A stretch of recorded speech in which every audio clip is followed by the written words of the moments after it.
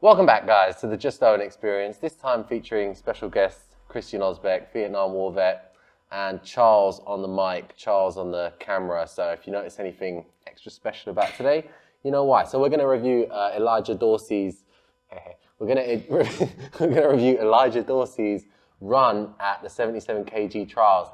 So basically his strategy was to get to north-south and try to pass from there.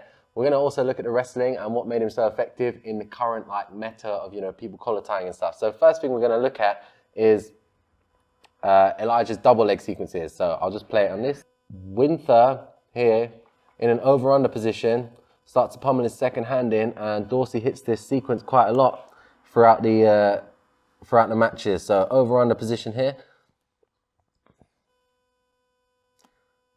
They're both trying the normal single leg. As Winther pummels his secondary hand in, Elijah goes for a knee tap, and as Winther starts to lean forward to defend against the knee tap here, it gives Elijah the space to double leg, so he drops his knee into the gap, switches to a double leg, and then from this position he's able to circle around to the back and get the body lock, and I don't think he scores off this position, but basically that's a common theme. So, come on Christian, it's time. Great, so from this position, over under, okay, Elijah manages to hit this quite a lot.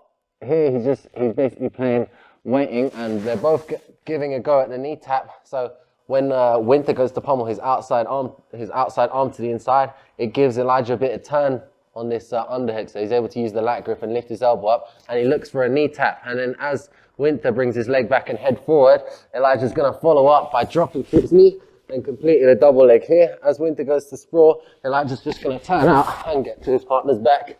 And then from here, he attempts to get the hooks in and get the points, but Winther does a very good job defending and keeping base, and then manages to scramble out to face him. Okay, so we'll see a couple more examples of that shortly, but this was one of the strategies that Elijah used when he was in an over-under clinch. All right, so this next clip is Elijah Dorsey versus Oliver Taza. Again, he hits the over-under single leg takedown. It's kind of like a combo of a knee tap and then lifting the leg to just basically run your partner over like a wheel sort of throw. So we'll see here. Taza manages to get an underhook off Elijah's grip. So they're collar tying. Taza's about to take the underhook with the left hand. Here.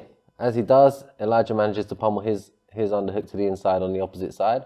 And then Taza instantly goes to address the wrist, and it basically takes his head further away from the underhooking hand, so Elijah's able to stuff it and reach for the single leg on the opposite side. There. Okay, so Taza goes side on, Elijah manages to get the single leg. Taza's already leaning forward, so there won't be any opportunity for him to get the knee tap and run the pipe. So at this point, he just lifts the leg up with the high C and takes Taza forward. Taza tries to counter with the leg entry, but Elijah does a good job pummeling his legs to the outside and manages to come on top. This is the no points period, so I can't imagine that Oliver was trying too hard to defend, but it was still a very good takedown. So sequence went as follows. Taza had the collar tie and he had control, and he had the opposite wrist controlled, and he manages to pummel his hand in for the underhook.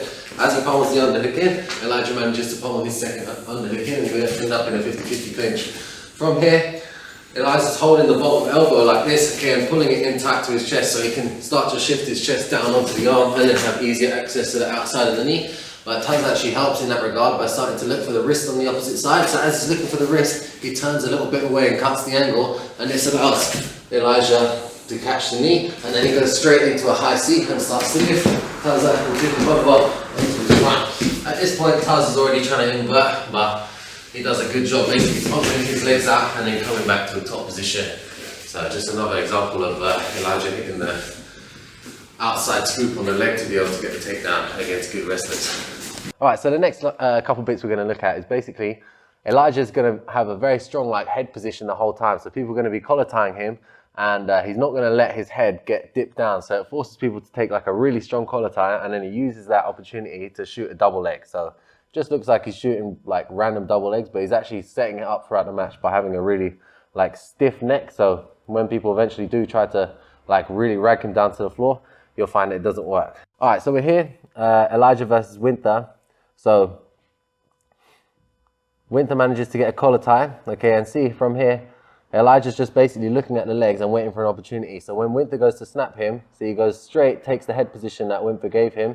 His second hand, so his left hand that's on the tricep, lifts the elbow up just enough so he can get his elbow underneath his elbow, just here, to start to shoot the double leg. And once he gets the double leg, he's very good at driving and lifting his head position, okay, and then manages to get the takedown on a good wrestler, Winther here, okay. So I'll show another example of that. All right, so the next example of this same thing, basically collar tie to double, seems super simple, but he's setting up the timing by lifting his head up the whole time throughout the match. So Winther gets inside position with his hand and he goes for a snap. As he goes for the snap, Dorsey's already got his opposite hand on the tricep, so he's able to lift that tricep up and shoot for his double again in basically exactly the same way. And he does the same finish that he did on Taza previously, where he goes from the knee and then switches to a high C round the arse basically and lifts them up and sends them over the top. And instead of trying to roll through and attack the legs, he just puts his hands on the floor. So Elijah gets opportunity to scramble to the back. And I think he gets the points here, but we're not sure. All right, so this next one is against Taza again. So Elijah's got like the tricep grips basically, and he's just waiting for Taza to pull him enough that he can snap the elbows above his head as he gets pulled down. So see here, he does a little foot sweep there, okay, just to stay busy as Taza goes for a re-foot sweep and snaps. See, Elijah's ready basically. He's basically baiting Taza to do a foot sweep so that as Taza goes foot sweep to snap, he's ready on the snap to lift the elbows and dive in for the double or single leg. And here he goes, double leg, manages just to like clip the ankle there and get the knee. So Taza falls over to a hip and then manages to basically get the takedown. It's the no points period, so Taza accepts it. But again, like if you're able to just sit people on their hip just like that, then, and it's very like low energy requirement, then that's pretty good. Okay, so this is basically the same shit again. Elijah's keeping his head really high up, so when people have to snap him, basically they have to snap really hard. So see here, Nicky takes a collar tie, goes for a club. Elijah clears it straight away, and as Nicky's level is still high and he's just been pulling him down, Elijah's going to shoot for the double leg, manages to get to a single leg, and then Nicky just pulls. So obviously Nicky just wanted to pull guard for this, but it's just show another example of the strategy that he's going for. All right, let's talk through it. That's actually part of the strategy. So, all right, so we're here. So he's got posture like this, right, with the head up, and people are collar tying him on the neck, right, and they're trying to pull his neck. Go on, pull my neck. Sorry. Yeah, just pull my neck.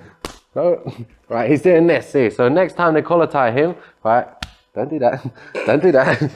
So next time they club the neck, right, they club straight into a double leg scenario. So generally, he'll be holding one hand on the elbow. Bro. It's not this. Understand, it's this, okay, yeah. And this. That is what I'm doing. You're doing this. It's not Maya, bro. Right, we're gonna have to fucking start again because of this cunt. All right, you ready? No, Christian, what are you doing? Mate, wasting time. All right, so this is the strategy, right? So he's keeping his head up and people are having to take collar ties on him, and when they try to pull him, he's keeping his head up and he's allowing the movement, right? So what he wants is for people to go to the top of the head with a slightly more shallow elbow. Generally, his opposite hand, he'll be holding the elbow on this side. So as they go to snap him and he's resisting, he goes straight under this position and starts to shoot for the double leg. Okay, and then from here, he's got a very good drive where he pushes them forward and either goes to a body lock at the end of the move, or he just manages to sit them straight down. And you see that a couple times, like, he'll be here, upright posture, they pull him and he's just holding on and seemingly pretty negative. He's pummeling the hands inside, for example, and they're pummeling their hands back to the inside. And then when he feels like, for example, they have a collar tie and he has an elbow grip on the other side, he pulls up, they pull in, he'll duck straight away and then start to look to complete the double, or maybe go straight for a double with a low ankle pick. And then from that position, he's very good at working the hooks in or just getting like points for the takedown. All right, so there's not really much to learn from this next scramble, except for that probably people shouldn't sit so close to the edge of the mat in ADCC. So yeah, we're gonna watch the bit where it's like a 8v1, I guess, people helping people on both sides. Very strange that's part of the rule set, but whatever, I guess. So Elijah shoots a double to single, very good. Taza tries to take the front headlock and then bails on it when he realizes he's probably gonna get taken down. Tries to rip his leg out and probably does a good job here of escaping, but Elijah's already ready on the front foot to chase, right? So as he chases, Taza's probably not really expecting him to be so close to him, and he doesn't turn in time, or it looks like he's threatening to leg lock him, but then he sort of bails out of it, right? He tries to go for a lat grip. At this point, they're spinning, and you can hear Elijah's corner saying, don't stop, don't stop. And yeah, they don't stop, basically. They don't stop for a second. There's like everyone in the crowd is kind of looking, thinking, should I move? And they kind of start to move, but definitely not quick enough, right? So at this point, Taza's trying to run away. He's trying to do a forward roll, but there's 1, 2, 3, 4, 5, 6 people in the way of his forward roll, and there's a chair as well. So someone starts to remove their chair from the edge of the mat. Elijah's just continuing to blast over the people. Taza trips over 2 people, and Elijah's just not stopping, man. He knows the rules like the back of his hand. He's not stopping. As Taza trips over like the 4th person, and they're going towards the BioPro non-synthetic alternative human regeneration whatever sponsor. Yeah, like he's just carrying on, and at this point, Taza's finally been broken down with the help of 6 or 7 people around the outside and the biohuman regen health thing. And yeah, he manages to get him to a seated seatbelt position, and from that point, he actually scores the 3 points to win. So this is the semi-finals match in the trials of a world championship. Yeah, let's move on. All right, so this one is the match-winning double. So Elijah taking down Nicky Ryan. Okay, or he didn't actually get the points for it, but I imagine that's what gave him the decision win. Also, the rest of the match gave him the decision win, just from potentially being more active and being able to like instill his game a bit better. But let's watch anyway. So just playing from open here. Elijah sees that Nicky's very tired, right? You can see his weight is on, his head is over his toes, right? So he's basically already kind of in a sprawl position. So he goes for a fake, and then Nicky sort of like does a half sprawl, and it allows Elijah to duck under the arms. So see here, Elijah's moving away. Nicky's chasing, but you can tell he's tired from him like swinging his arms.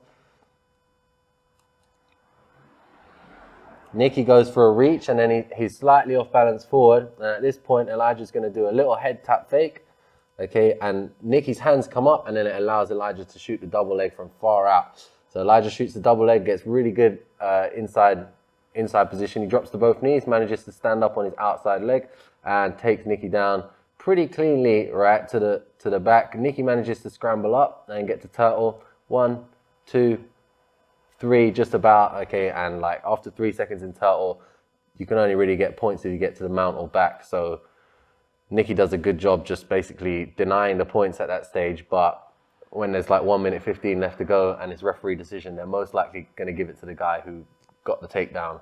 And basically that's what we see here. Elijah tries to go for a seat belt, but he's not able to basically get his head position tight enough to stop Nicky's shoulder from slipping through. So he's got a seat belt here. He's probably not too fussed about it, but yeah, he connects a palm-to-palm grip with the thumbs, and it doesn't really allow for the elbows to squeeze tight enough for him to keep the seatbelt. As he goes to step over, Nicky just does a really fast spin towards him and manages to sneak that elbow into the gap, and they reset from a half guard position.